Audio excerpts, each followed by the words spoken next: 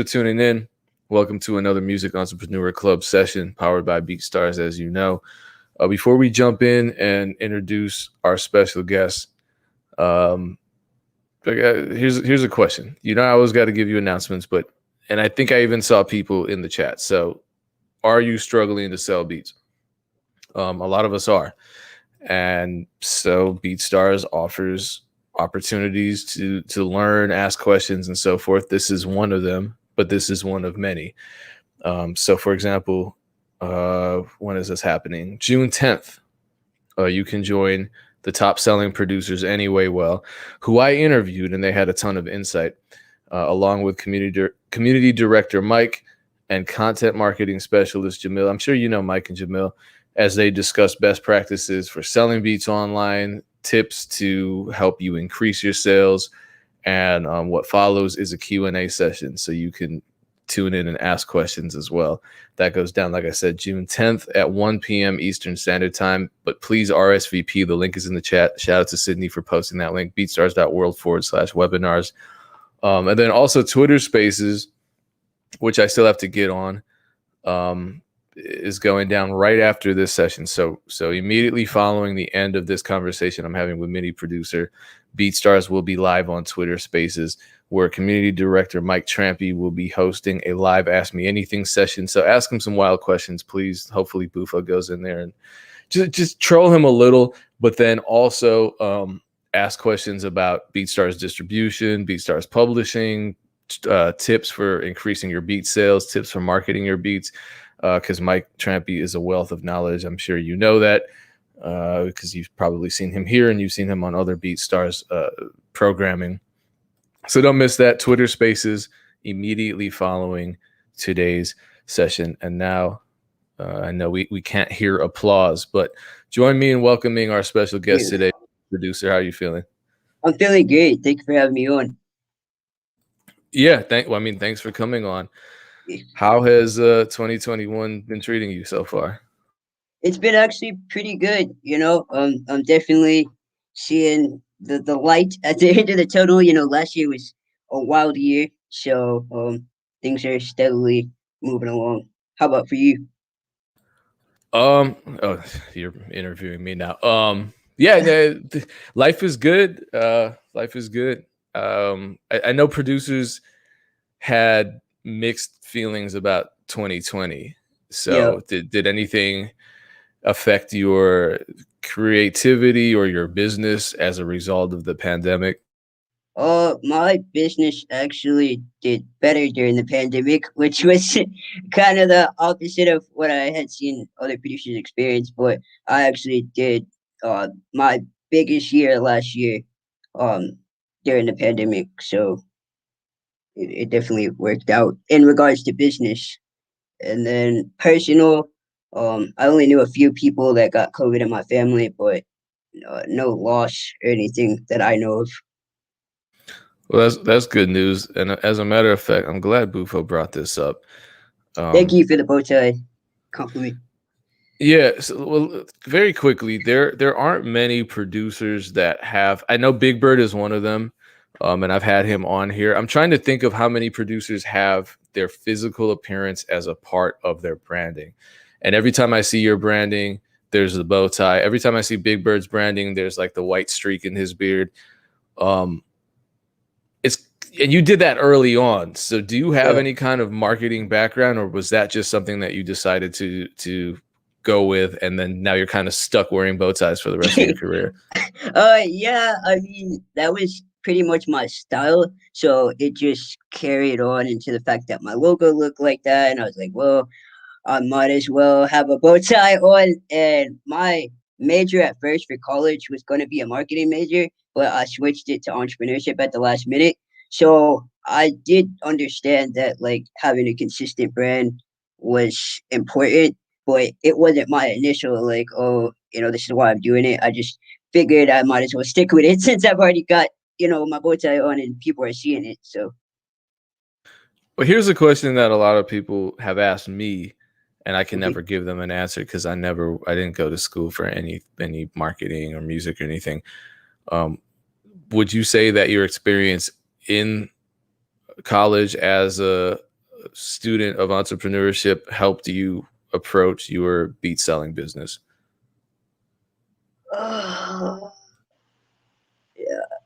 because we have a unique business, it was harder for my professors to understand what I do. So more so their knowledge and background was just business overall. So there were things that I definitely could apply to beat selling, but we definitely have a unique, business where there are just certain things that a lot of people are not in that creative space. You wouldn't necessarily understand how to go about. But I would say the connections I made were much more useful than some of the information I learned in regards to applying it to my business. I don't know if this was intentional, but this was a good pun, Mob Tie. Are you currently making music full time? Yes, I am making music full time, but here's the the caveat. One is due to the fact that I am disabled. It is a little. There are a lot more factors in regards to getting a job, transportation, and all that other stuff. So by default, yes, I am doing it full time. I'm still working on getting to an income level that is consistent for my needs or what I'm looking to do. However, I do sell beats on a consistent basis. Okay. At what point did it start becoming consistent for you after you started? Because when did you start trying to make a living as a beat maker? Uh, well, I started selling beats in general in like 2013. So I that's why I told you I've been following you for so long because you were one of the people that I just knew in that space back in that time. So I've always strived to do it full time. Even when I initially started, like I had that idea that I wanted to do this. Now, when it started kicking in, I would say in the past couple of years, just due to my consistency, I did have some lack of consistency in certain areas, knowledge that I just didn't have that I do now.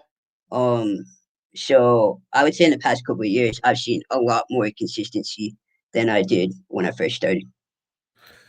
Yeah, consistency is a word you're gonna hear a lot Yeah. on this show. I mean, GC Beat said the same thing, and he said that actually he feels as though it's a cliche answer, but cliches are just answers that are often repeated, and you hear producers often repeat that consistency is what um, transformed their hobby into a business. What specifically changed in your routine or in your habits or in your mind state that contributed to that level of consistency? I would say I made a video about this. However, really treating artists like people. I know that probably sounds cliche, but I have realized that when I stress so much about money, I start to do a lot of things out of desperation and, start to kind of forget that these are actual people that have invested into my brand and I should act like you not act like I care, but actually care, so once I started to realize like these are people and building up value and companies, entrepreneurs always talk about value, and I always thought like, okay, value, but it's really true. Like giving value to your audience can definitely go a long way.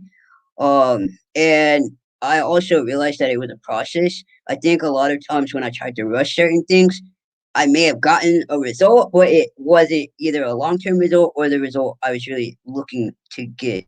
So I would say treating my customers like humans and also finding out who my customer base is and just studying. I've noticed that's one thing a lot of people just want the answer like this and they don't really take the time to study information. There's a lot of resources, just like BeatStars has a bunch of resources that you can find for free with people talking about what they've done step by step.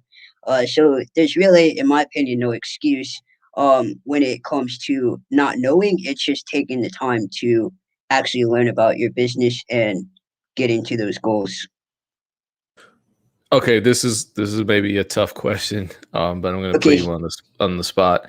let's get it. Uh, what what was one action you took or one marketing move you made out of desperation back before you started switching your mind state? Oh, I mean, I sold beats like I sold exclusives at like $50. Like I just to make some money. And I still look back on that. I'm like, dang, why did I do that? You know, but I would do certain things out of like I know people will buy this, so I'm gonna just do it. I'm gonna sell, $50 exclusives, which there's nothing wrong with that if that's what you do. But for me, I knew that long term that's not something I could have continued doing. So I definitely did that out of desperation um in regards to my business.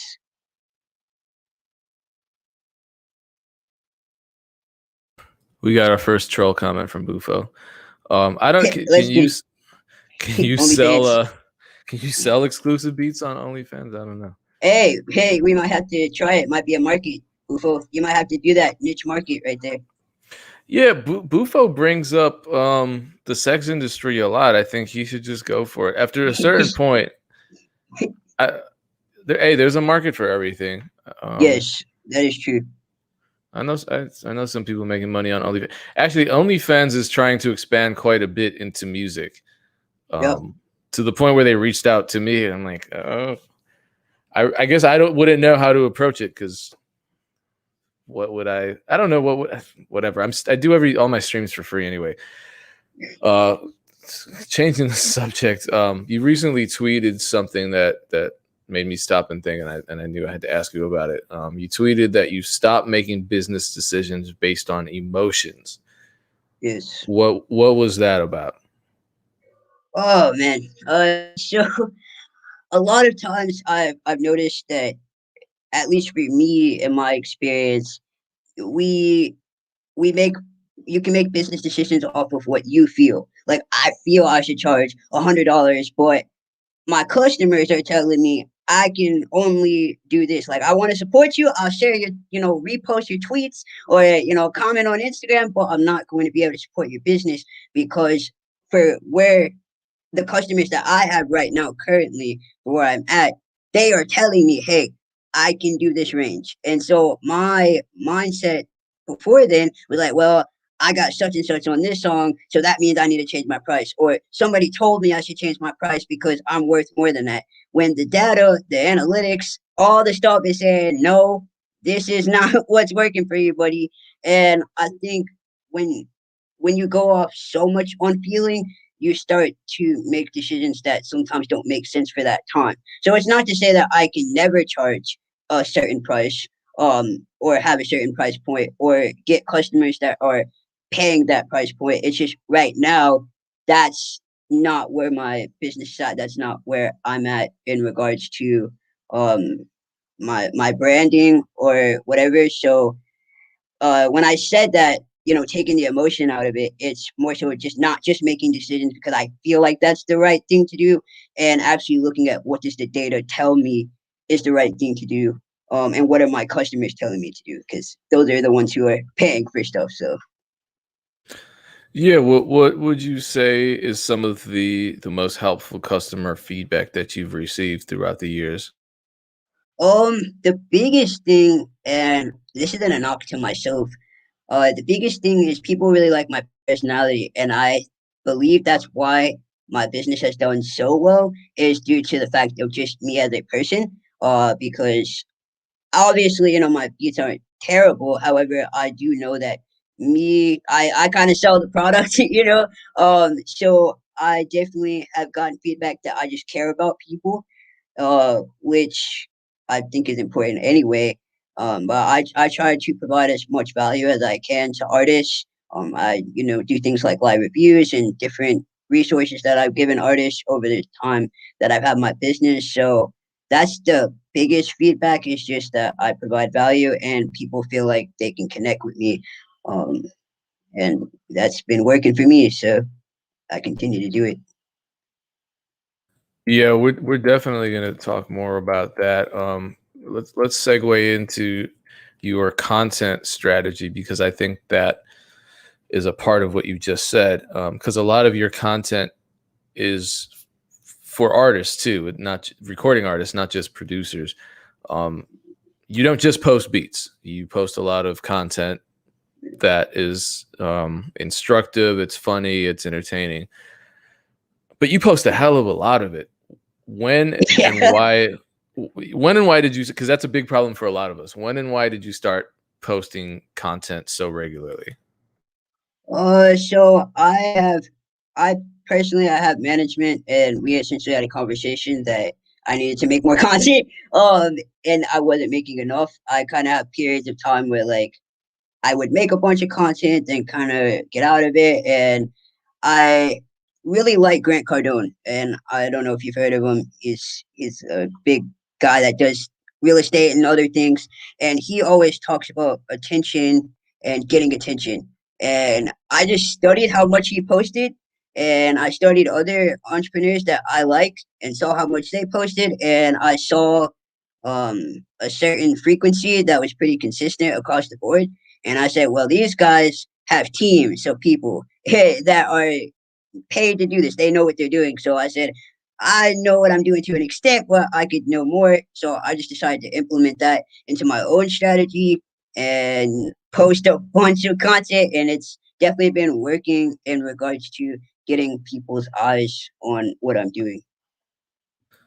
Okay, so then on that note, how do you structure your day so you're able to both make music every day and also create and post non-musical content? So I get up at 5 in the morning, on a fairly consistent basis. So typically, I like to get things that I need to get out the way, whether it's scheduling emails or scheduling content for like Facebook.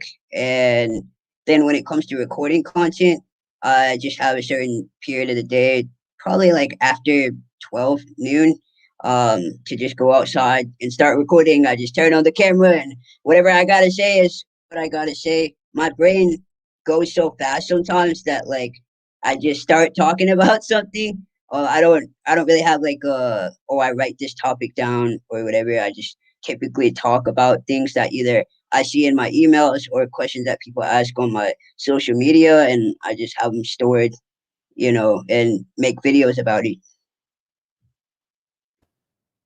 A lot of creatives struggle with releasing content because they don't know how to create it. They don't necessarily know what to create.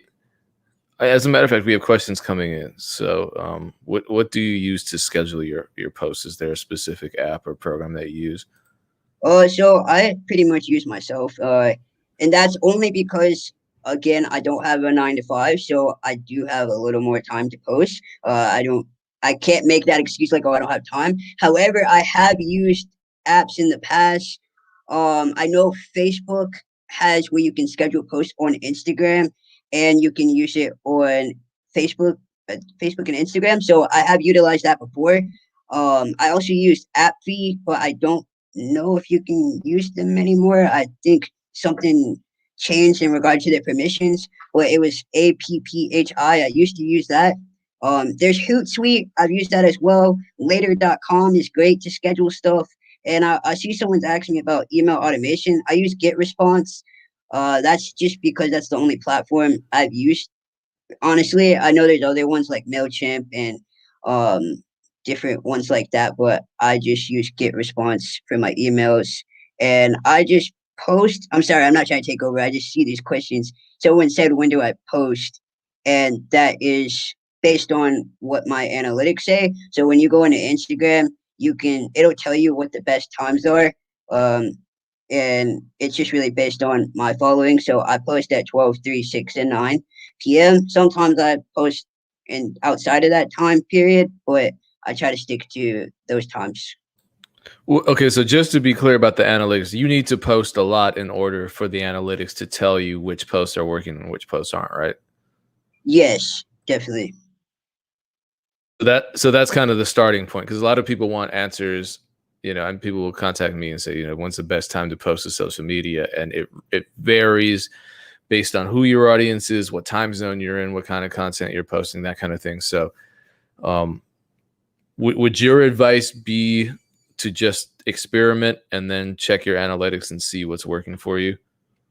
Yes, I would definitely say to experiment. I mean, for me, I've been posting 4 times a day on Instagram, 7 times on my Facebook fan page, 5 to 9 times on Twitter.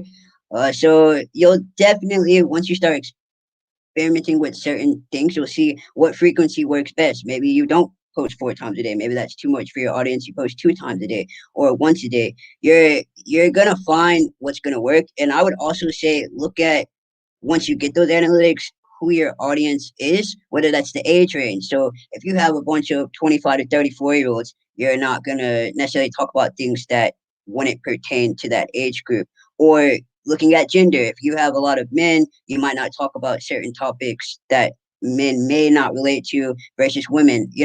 Kind of looking at those things will help you in regards to what to post and when to post as well and how much. So, related conversation to that is just the lack of confidence and knowledge when it comes to content creation. So, do you handle the graphic design? Do you handle the video editing all yourself for your own content, or do you outsource some of it? I edit my content myself. I use InShot, INSHOT, and that is in the App Store. I use that to edit and all of my content. I use captions as well to caption my Reels videos, and captions is also in the App Store. And I also have Video Leap, but I haven't been using that as much. I really have been just focusing on InShot because it has everything that I really need. And I just say to keep it simple when it comes to the editing. In the past, I've had a tendency to kind of overdo it, but I realize people like me more than they really care about all the fancy graphics and stuff like that. So just being genuine and giving value in your content is more important, in my opinion, than trying to make it look great and you're not really giving anybody anything of value. Here's another question. Do you use either I didn't even know there was a creator or business account on Instagram. You're pretty That's a active great on Instagram. that's a great question. I'm actually gonna check that because to be honest with you, I always forget which one I am using. I believe it's the creator account. Um, but to be honest, either way, it really doesn't matter in my opinion. I mean, I've used both, and that's probably why I don't even know which one I'm using. Which okay, uh, I guess I'm using a business account. It looks like I'm using business. So, but I believe I've used creator before too. I think there's like some slight differences between the creator and business account, but it's really not anything to worry about. So you'd be fine either way. Okay, cool. I appreciate everyone asking the questions. For your beat sales, now that they're growing, what would you say is the most important source of beat sales and traffic to your BeatStars page? Ooh, I've actually just really started digging deep. So I learned that Facebook is a big driver of traffic. I thought it was my emails. I was incorrect. I have Google Analytics set up to my website, and I have set out to do things intentionally. And I think that would help a lot of producers is not getting overwhelmed and finding what actionable steps can you take in your day to day that are actually working. So you might think, oh, I'm posting all this content on Instagram, but your traffic's not really coming from Instagram to your website. It's actually coming from Twitter or it's coming from your YouTube. So that helps you focus when it comes to that. In regards to, I hope I didn't even miss this question. In regards to the beat sales, I typically sell a lot of leases. I have a customer who frequently buys exclusives from me. And we've worked out a deal. So having those repeat customers that are willing to spend money with you on a frequent basis can definitely be golden when it comes to business. But yeah, I've been using Google Analytics to tell me what to really focus on so that I'm not spreading myself too thin and also not stressing myself out on, trying to post certain content to certain platforms that are not even really driving traffic to my website. And you're saying it's Facebook posts. that are Yeah, driving yeah. traffic? My fan page is actually, I was doing Facebook ads, and we can talk about that too. I was doing Facebook advertising. However, right now, primarily, I'm just posting a lot on my Facebook fan page, and apparently that's useful. So it's so random to me because I thought it would be my email list or my Instagram, but it's not. Well, what kind of content are you posting on your Facebook fan page that is converting viewers of your content into customers who buy your beats? So I gotta tell y'all a gem. I hate using that word because I feel like everyone, oh yeah, I'm dropping a gem, but I'm gonna use it for this interview. So I got this software platform and it's called Niches. I'm gonna tell y'all how to Nichess. That's three S's, and it is a lifesaver. Like, yo, Payne, you gotta write this one down. It's a lifesaver because it helps you create content essentially. It's a cheat code. I'm not gonna lie to you. It helps you create content. So if you're not great at writing copy, and what I mean by copy is just what you say to people, whether it's ad copy or a tweet or whatever. And I started utilizing that or for my fan page when I want to say like, hey, I got a beat sell and I don't know necessarily what to say to get people to convert sometimes. So I've been using that and that's helped me be consistent as well because I just post it. And then it seems to work pretty well. And then other times I just say regular stuff like hope everyone's having a great day. I don't try to overthink it in regards to what I post on there. I post the content that I put on Instagram on there as well, or from my TikTok. I just really post anything honestly, and it's working for me. Yeah, that's everyone here is trying to get niches now. It's just I found I don't know if I can post a link in the chat, but it's NICHESSS.com. I'm gonna try to post it in the chat. If it gets blocked, I'm sorry. But we both said it, so Yes. I'm gonna figure out. This is not an endorsement. I've never used it before, It's but I'm not, gonna but it's I'm gonna fire. I look gotta into tell it. people. Yeah. Okay, cool. So let's talk about. I think some of the conversations you were having online and some of the experiences and wisdom you were sharing had to do with perhaps. Tell me if I'm wrong. I might just be making assumptions here, but your resume has grown. Right. Maybe there are people who are starting to comment that your beat prices should go up because now your resume is getting higher and higher.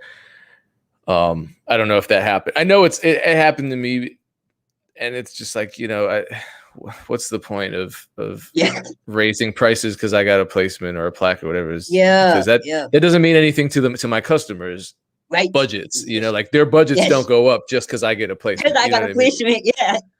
Yeah. So well, let's start with this. Name some of the artists that you've produced for recently that we may be familiar with. So I have Young Blue is featured on a song. Fred the Godson, may he rest in peace. I have Tiffany Evans on a song. DJ Luke Nasty. I have a song that's coming out with YB and Almighty J. Wi-Fi's Funeral, with an independent artist I've been working on. That's dropping next month. So I definitely have some heavy hitters. It's just like back to your point though.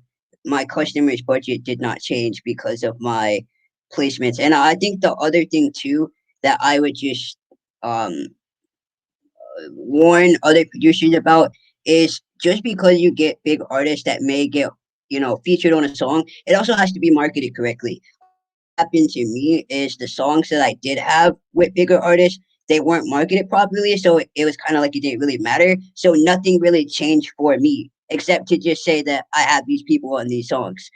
So that's one thing that I've noticed is the difference between producers who may change their pricing or their clout goes up because that song was marketed to a point where it went viral, or and I haven't had that moment yet. I know it's coming. I haven't had that moment yet. So a lot of the features that I've had, the songs are just kind of they're there. It's cool to say I have such and such on it, but nothing really happened because of the lack of marketing that happened for the songs.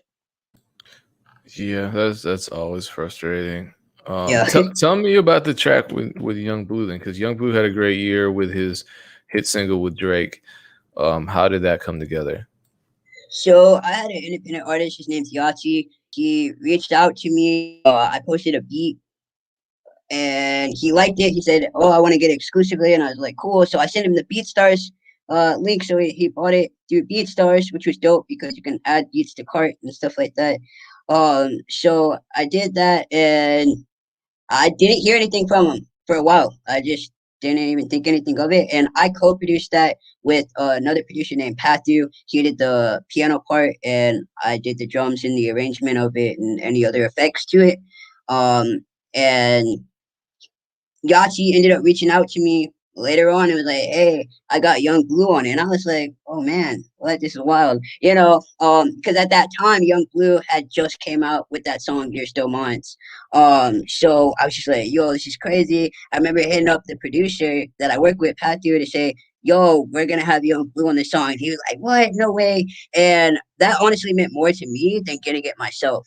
I'm very big into wanting to collaborate with people and sharing like good news like that because I know it won't just change my, maybe career or whatever. It also changes someone else's. So that was really cool. And the song came out this year. It took forever. I thought that song was never gonna drop, but it ended up dropping and it's out. It's out on platforms and I'm happy to hear Young Blue's verse on it. I play it on repeat from time to time.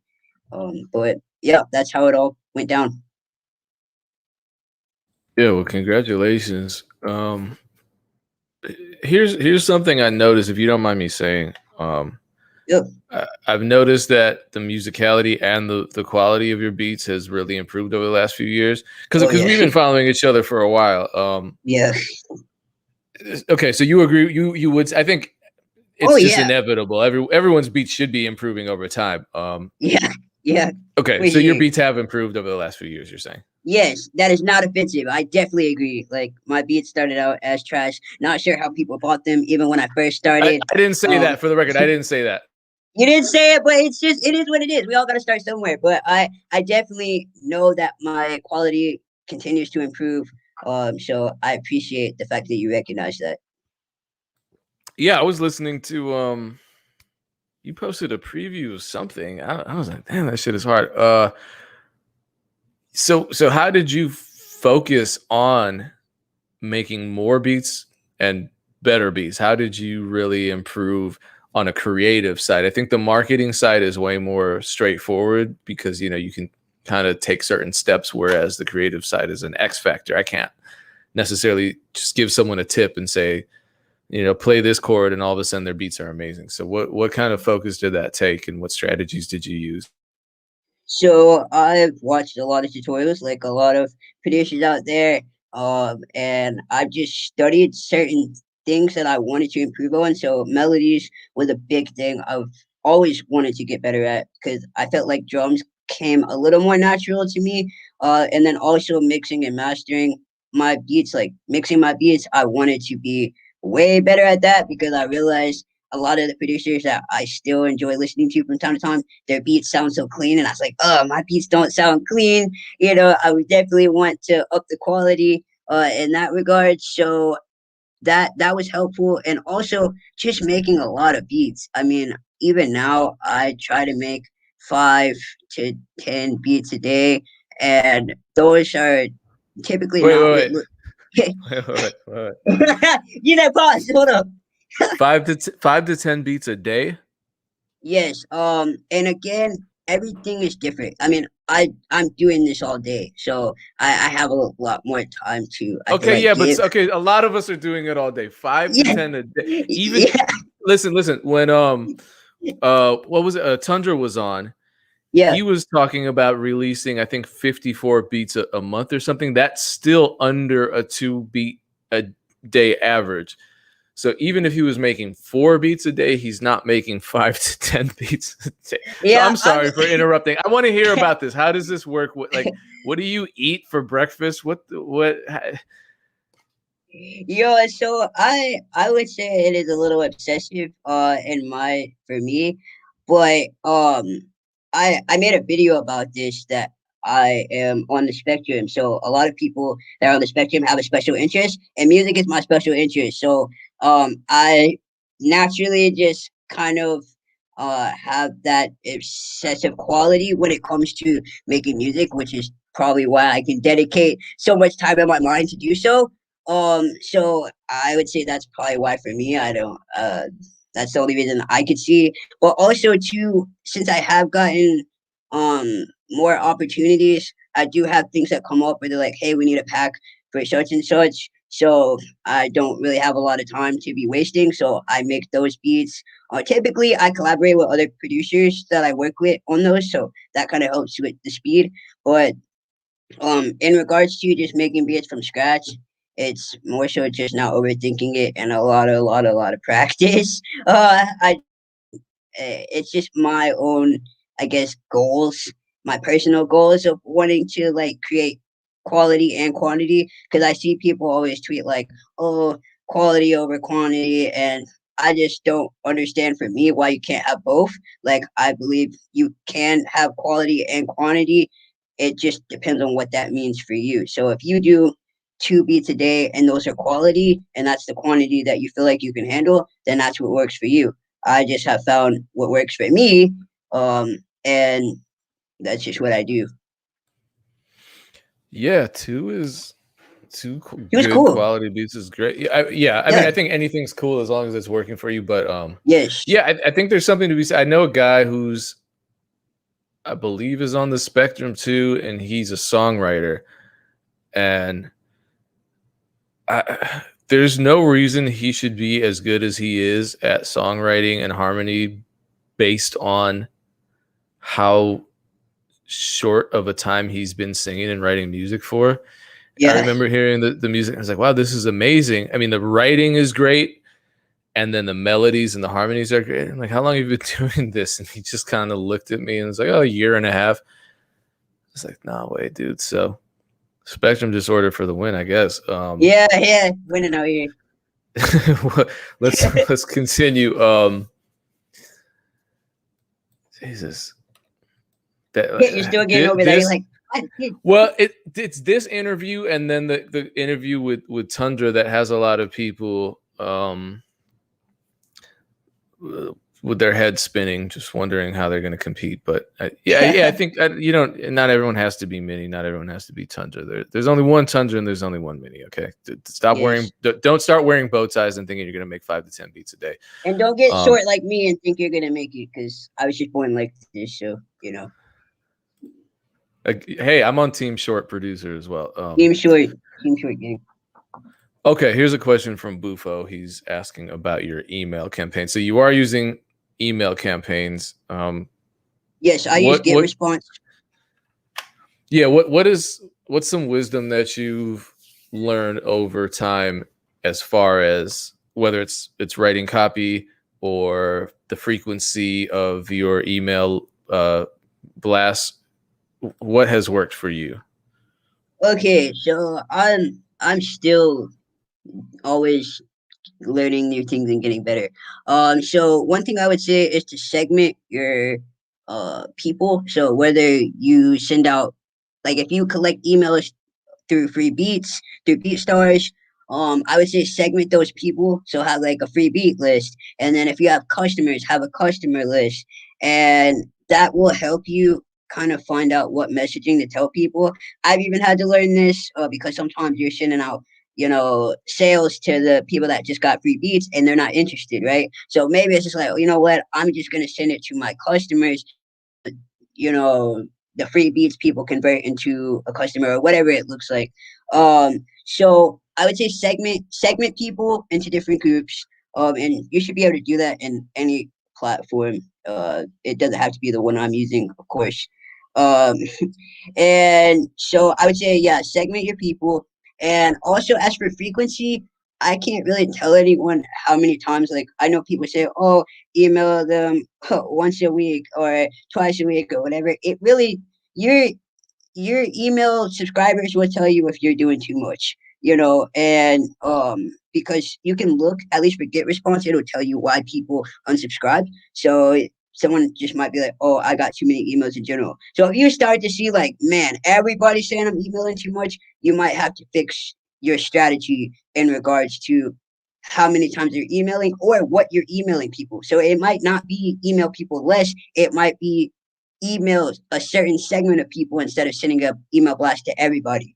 And as far as like I always talk about analytics, looking at your click through rates is very important and looking at your open rates. So seeing what subject lines work best, what call to actions work best. And a lot of this just comes through time and studying about email marketing and just experimenting on what works. So this is a question that I'm sure a lot of people have. What magical DAW are you using to make 5 to 10 beats a day? The magical DAW is good old FL Studio. Yeah. I've been using that since college. I use FL Studio Producer. No, Signer Edition. I upgraded recently. Produce Signer Edition. And yeah, I mean that's what I use. Nothing too special. I started out with Mixcraft when I first started making beats, and I've been using FL Studio since like 2014. I'm pretty sure I have either Producer Edition or Signer Edition. I can't remember. Do I use templates? No, I don't use any templates. Probably could use a template, but I don't. I just I just know what I typically like to use in regards to my VSTs and stuff like that. Do I mix beats? Yes, I mix, arrange. I do it all in one setting.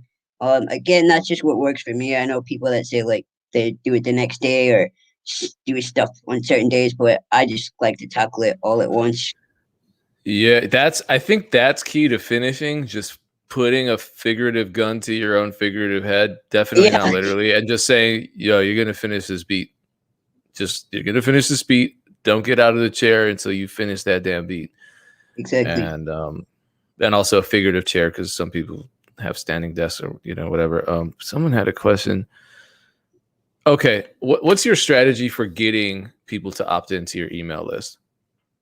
Okay, so I'm running an ad through Facebook, um, and I've been collecting people's emails. I mean, I've really just been giving free beats, but let me tell you a tip. Okay, you don't have to just get people to get on your email list through free beats. I know I brought up to you that I was really, really running Facebook ads heavy, and I was selling beat packs. I know y'all have talked about this before, the ClickFunnels thing. I use ClickFunnels as well. And I had a beat pack that pretty much went viral. And that was a great way because those are paid customers. Those are people that paid you and will probably pay for something again. So if you want to offer a product to people that you feel like would be valuable for artists. And that's again what I like to say is a lot of producers tend to care about what other producers think about decisions that they're doing for their business. But your target audience for most of the people on here are artists. And you gotta think like an artist. What would an artist like? And that's just real. Artists for me, even to this day, they like beat packs. Why? Because you got, a certain amount of beats. You're paying typically less than what you would pay individually for a beat, and it's all in one place. And it's just convenient because artists want to make music and they also have other things to spend on. It's not life or death to buy beats. It's just for most of the artists a hobby or they're working up to make it a full-time career. So I did a beat pack, and it went viral. One of the videos I had like over 1 million views on Facebook. I feel like everybody saw that video. A lot of people saw that video. And I did that, and that helped me build an awesome email list of buying paying customers. So I didn't have to necessarily do free beats to do that. So I would say for my producers out there, you can always get someone to like an offer that you have. How many beats? Okay, it's gonna sound crazy. I know y'all gonna be like, "What? Why would you do that?" I put a 62 beat pack together, and I'll tell you why. One, that beat pack, not as a bragging right, I definitely learned a lot of lessons. That beat pack did 6 figures, six, not one, two, three, 6 figures. Now with that, as a disclaimer, I learned a lot of things about money management, because it did take a lot um of money to get to that point because one, my ignorance on certain things regarding how to manage my budget. I did get a little wild once money started flowing in. I was like, okay, that means we just gotta start spending more. That does not mean that. Also learning to manage my money. I'd never seen that kind of money before. So I started buying VSTs that I didn't have before. I was like, yeah, we about to get all the bundles, contact complete, so I like I definitely learned a lot in that experience. So I would say to my producers, money not 69, bruh, I should have sold the OnlyFans pack, but I decided against it.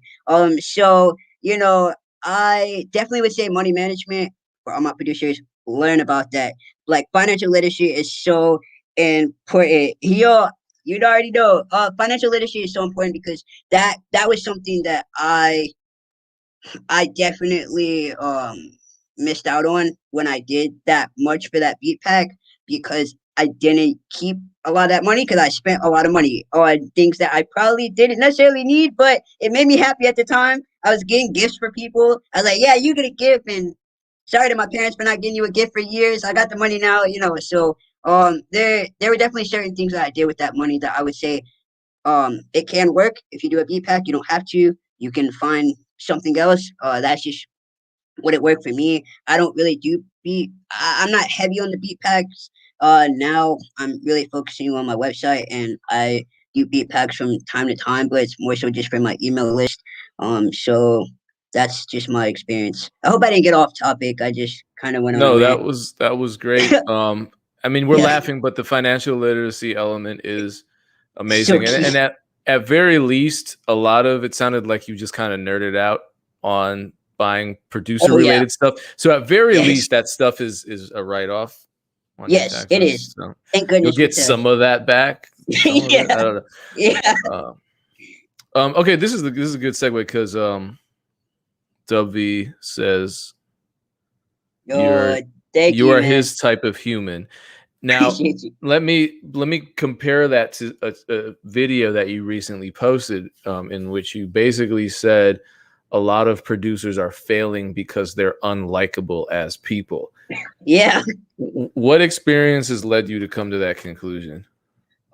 Just talking to artists. I mean, artists would tell you about other producers. I mean, I feel like it's like a little group chat amongst other artists. But I mean, I've had artists say, yeah, like producers don't email me back or they don't share my music, and some things you gotta take with a grain of salt. I mean, if your song is trash. There might be a reason why they didn't share it. Maybe they just didn't like it. But I do think that communication is important, and also artists, especially whether you think you're slick or not, they know when you just want them for money. So when I used to do this myself, so I'm calling myself out. I used to hit up artists and message them and be like, "Hey, I like your song such and such," whatever, whatever. And then I knew that in my mind, I was trying to get them to buy something, right? And so I focused more for me, like we've been talking about, is building value for my brand and putting content out that gives value, and people are going to naturally be attracted to you. And I don't mean like you look good, it's not Tinder. I mean, if that works out for you, that's great, but more so be attracted to who you are as a person. And I know there's some people who don't like to show their face, and I think that's okay if you don't want to, but find content that you can create that still would give value to people. You don't have to necessarily show your face. I know people say, oh, you got to show your face in order to be big. And I think that can work for some people and not work for others. But I've seen pages that give tons of value, that are doing super well, that I've never seen their face before, but people are still getting value from it. So find what's going to work for you, and be communicative with your audience, and customers. Get back to people. And a simple share is so important to a lot of these artists. If you do like their song, share it. It doesn't take you that much to put it on your story or tag or be like, hey, thanks for such and such for buying a beat for me today or for using my beat. Like it goes a long way. Because a bad review of your business or review is going to spread a lot further, more times than not, than a positive one.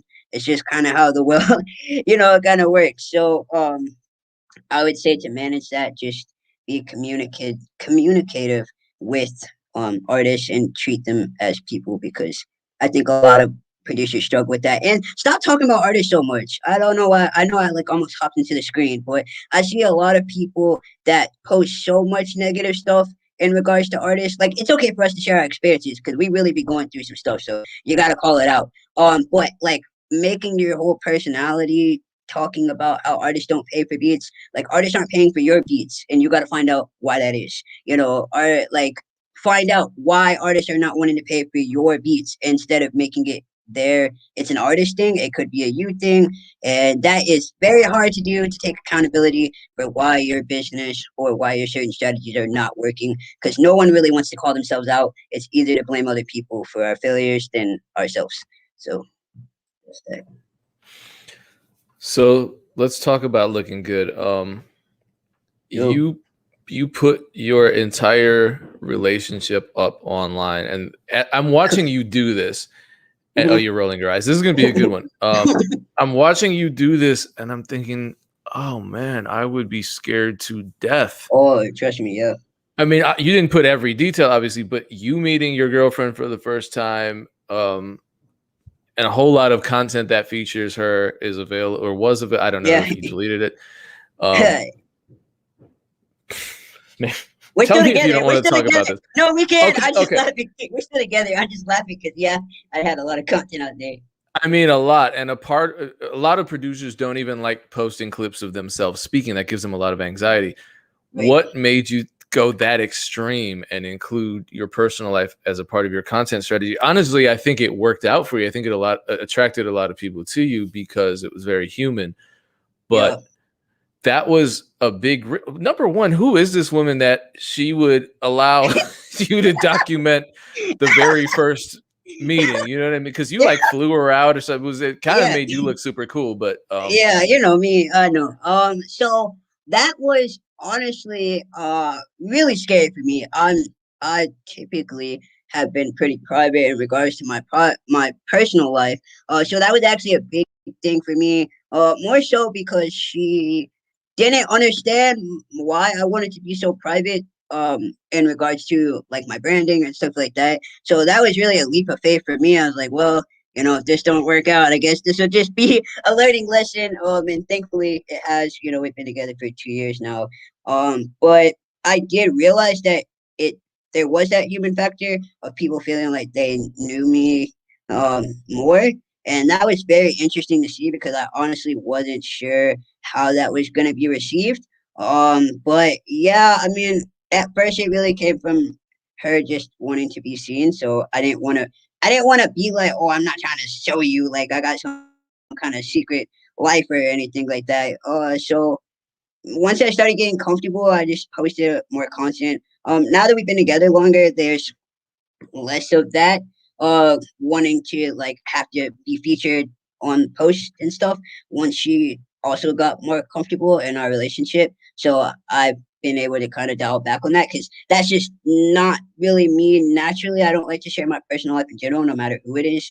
Because I like to keep things like this is my brand, this is my personal life. So but it did help. I mean, it did help people feel connected, and I think you can find a balance of that. But it's really up to you. I Yeah, I would say it's not necessarily something you have to do. It just really depends on what works for you and what you feel comfortable with sharing. I think it's interesting that you're saying that you are private by nature, Yeah. because you have embraced and marketed your identity in a lot of ways, and I do want to ask, um, how important is representation and visibility for you as a trans person and as a wheelchair user? Well, so for me, and this is the first time I've talked about this, so I've been nervous about this since we talked about it, in the DMs. But I feel like in regards to representation is important, especially for the hip hop community. I think that's what's kind of pushed me back from speaking on, especially the trans aspect, because we're not there yet. I definitely I was running through my mind this whole like conversation and how it was gonna go, and if we were gonna have like a bunch of trolls or like people say wild stuff, and I also kind of came to this conclusion of not being ashamed. I mean, people are going to talk about you no matter what, and for me, representation is important because I do think that for trans people in general, they are an underrepresented group, and especially in the music industry. I mean, I kind of sometimes feel like I'm the the first one right now, and I know I'm not, but I do feel like, oh man, I'm the guinea pig for all this, but I know that's definitely not true. But I think as much as I preach about authenticity and being genuine, although I am very much private on that topic, just because it's a lot of times a safety thing for the fact that just the people that I kind of deal with, I know certain topics that they're just not exactly 100% with, and so sometimes I don't speak on it like I probably would. It's more of that feeling of acceptance. And as a wheelchair user, I mean that's very apparent. I mean, I'm in a wheelchair. I mean, I can't run away from that one, literally and figuratively. But you know, being in a wheelchair is also important because disability is something that I feel like isn't discussed as much in the music industry. I mean, I had a situation where I was going to a recording studio and there was no ramp. Someone had to carry me inside the studio, and that was very demeaning because for me, I take what I do very seriously. So I don't like the first impression to see me. I'm already short as it is. Seeing me be carried into some studio, is definitely not a good first impression. But overall, the parts that make me me, I think another reason why I haven't talked about certain topics in depth is because I want people to pay attention to what I actually do, which is music and being a creator and things like that. And as I said before, I think because as a society we're still evolving on certain things, I do feel that like if I just made this video, with the sad music in the background, like, hey guys, I have something to tell you, I think that it would take away from what I do. And I think that's just because we haven't normalized certain things. And I just think it's funny sometimes because like for me, going from being seen as being seen as a male producer has been such a 180. Like, I mean, and for me, because I've always kind of had a certain look about me, I wasn't necessarily seen as the opposite gender per se, uh, but because of just how I look, like how I dressed, since I started posting content. But there is definitely a difference because for the people that did see me as one way and versus seeing me now, it's a difference. I mean, I men have I know you've had producers that identify as women and are cis women and on here, and the experiences that I'm sure they've been able to tell you about are real, and that's probably just small stuff. I mean, a lot of experiences being taken seriously when you are perceived as a woman versus seeing as a man is super different. I mean, and it's just been interesting to see. And although I am stealth and what I mean by stealth is like I don't talk about being trans like on a other than right now, although I don't talk about it in depth, I still use my privilege of being seen as male to talk about certain topics that I know being a man are taken more seriously than a lot of times it is as a woman. So that's how I guess I feel like I'm Superman kind of sometimes with like I got my undercover identity or whatever. Like I got this. So I do use my privilege in that way because I having male privilege um is a thing, and I um have used it. I try to use it to my advantage as much as possible when I do interviews and talking about certain topics like mental health and other things that aren't, I feel like, talked as much by cis men comfortably. And I use that because I do know what that is like. I do know what that other side life is like. So I try to use that to my advantage. And honestly, I just want to say, Payne, I have a huge weight off my chest because I was mad nervous about talking about that topic in general. But I just think it's important for someone out there to see someone like me just still killing it, no matter who you are. You know, um, and just not to be ashamed, kind of thing. Yeah, well, thank you for being willing to speak on it, and this conversation about having experienced the different level of respect given to you in the producer community based on what gender you identify as is something that I didn't even think about. Yeah. And what's it's crazy. Like I've had Neon Vines on, for example, and I don't know if you're familiar with her music, but I look at her branding and I look at her level of musicality and her performance, and I think I could never in a million years do that. Maybe I could. I'd have to work really hard. I Right. mean, the stuff that she does is amazing, and I'm still reading comments saying stuff like, she's average. If she didn't have breasts, she wouldn't be shit." And it's Yeah. just like, Right. damn, dude, Right. and then who's talking? It's like someone who definitely can't play as well as her, but it's Right. just damn, like wow, it's so that's crazy. Thanks for sharing that. That's now an entirely new topic. And that's Yeah. I Yeah. think this starts a new dialogue. So thank you. I know we're running out of time. I had more questions. We're gonna have to do a follow up. I guess everybody absolutely loves you, and as a result, Thank they you. are giving me credit for the interview, which I thank them for Yeah. humbly, and kind of feel like maybe I don't deserve it. But hey, if it works, it works. I'll take it, and we'll schedule a follow up maybe at the end of the year or something like that, and For sure. Yeah. I'd we'll love do it. to. Oh, okay. And then someone also, damn, we're like, let me find it. Let me find it. Are you starting a Twitch channel or any kind of channel? Yeah. I have a Twitch channel. I do have a Twitch. It's just Mini Producer.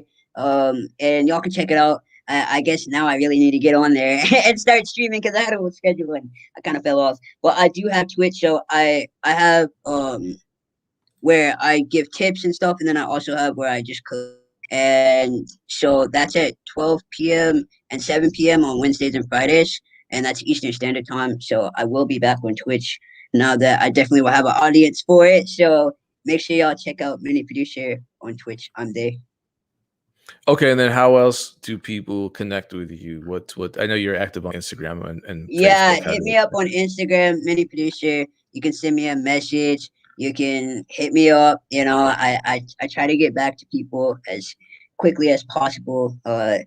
And yeah, that's where you can check me out. I got my website, miniproducer.com, and I'm obviously on BeatStars, so check me out, Mini Producer, if you want to check out my beats and stuff like that. And I just want to say thank you so much. Like, this interview means a lot to me, especially because I've looked up to you for so long. Like, I told you, I think I tweeted to you, I downloaded like one of the kits that you had back in like 2014 or whatever year that was.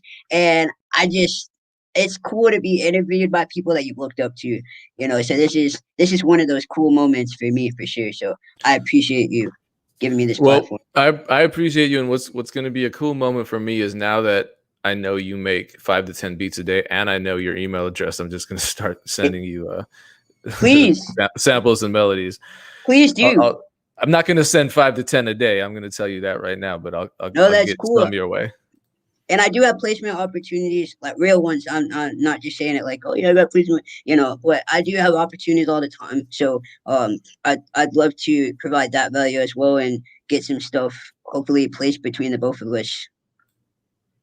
Oh yeah, that'd be beautiful. Okay, so on that note, I know we're way over. I got to get BeatStars their timestamp. Yes, Minnie, once again, thank you so much. Appreciate you being on here. Appreciate you sharing your wisdom and your honesty. And shout out to everybody in the chat. This was an amazing chat. A lot of networking, a lot of support. Obviously, this one will be archived as they always are. And shout out to everyone. Tune in. Shout out for all the energy. And once again, Minnie, thank you for thank you. joining us. And we'll schedule a follow up soon. Catch everyone Same time, same place next week. Dame is live for the Music Entrepreneur Club Monday sessions right here at 3 p.m. Eastern Standard Time on Mondays, powered by BeatStars. Peace, everyone. Have a great weekend. Be safe. Peace out. Be safe.